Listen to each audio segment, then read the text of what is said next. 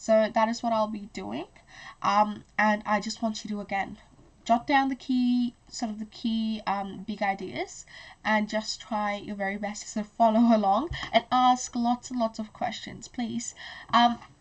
Okay, so the first dot point that we're looking at, like always, well, not always, because the last module had 3 dot points. This one has 4. So the first one is, what are the causes of infectious diseases? So we're looking specifically at the causes of infectious disease.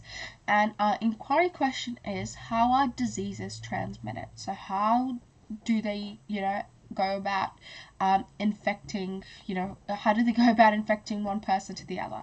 So how does that happen? Now, causes of infectious diseases. Basically, we're looking at what are these things trying to kill us every second, because there's bacteria and viruses and pathogens everywhere.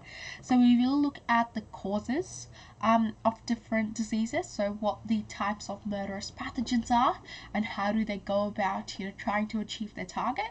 We will look at transmission. We will discuss an experiment that was done in order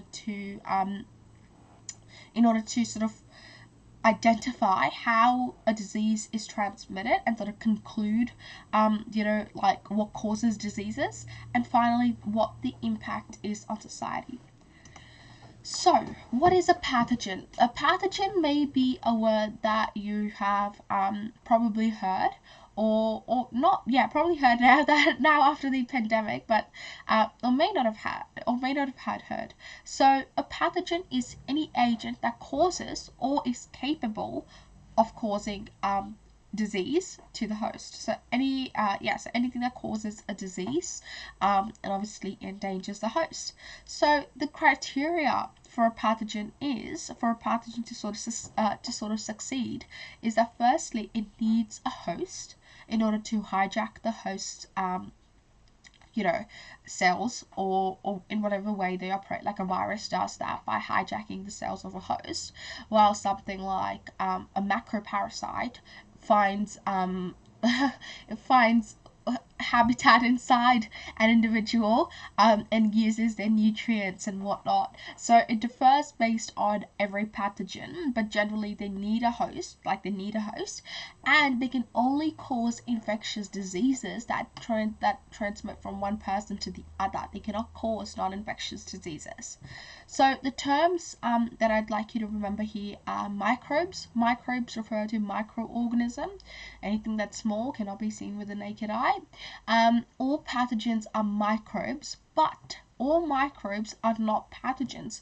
We have lots of good microbes for example, in our gut, right? And we need them as well. So not all of them are pathogens. For example, microflora in our gut, not pathogens, play a huge role in helping us maintain good gut health. So let's have a look at the types of pathogens.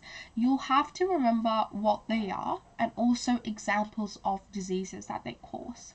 The way they are structured is through like incremental in terms of their sizes. So we start off with like prions, which are like 235 amino acids long. And we go all the way up to macroparasites that can be up to like 25 centimeters long. So it's sort of that progression. So prions are proteinaceous infectious particles, and they are abnormally folded protein, transmits misfolded protein state to other cellular proteins, and an example of this is the mad cow disease. We then have virus, so they're non-cellular, and they're basically nucleic acid. Then you've got the nucleic acid in a protein envelope, and they replicate inside living cells. So what they do is they bind to the host cells, they gain entry into the host cells, and they've got mechanisms that help them do that. And once they're inside the host cells, they hijack processes, and in the case of COVID-19, for example, once it gains entry into the host cells through the use of enzymes in its enzymes on its surface, it gains entry into the host cell and hijacks protein synthesis in order to then control the cell. And if it does that, and I don't want to go into too much detail, but basically if it that that has caused ARDS, that can cause ARDS, which is one of the leading causes of death from COVID-19. So that's like a respiratory disease. So that's how it works, and generally all viruses do that, but obviously differing based on the virus, it differs. So with SARS-CoV-19, the SARS is the virus that causes COVID-19. SARS also caused the first coronavirus that happened, I think, in 2006 2006.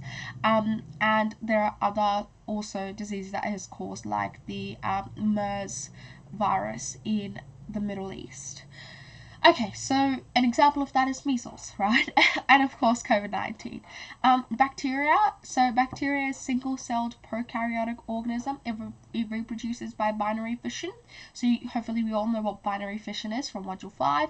And it secretes toxins, invades cells, and forms biofilms. An example of this is Salmonella. Then we've got protozoa. So now we go into eukaryotic organisms. So single-celled, it's a eukaryotic organisms, and it basically absorbs nutrients from hosts. It secretes toxins, invades cells, and forms biofilms as well. An example of a protozoa is malaria, and we will talk about malaria in like 1 second. Finally, we've got 2 more to go. So we've got fungi, which is eukaryotic. It can be multicellular, and it reproduces by spreading spores. An example of a disease, thrush. And finally, we've got macroparasites, which are visible to the naked eye, and they can include ectoparasites, those that live on the organism, and also endoparasites that live within the organism. So things like ticks and tapeworms are an example of that.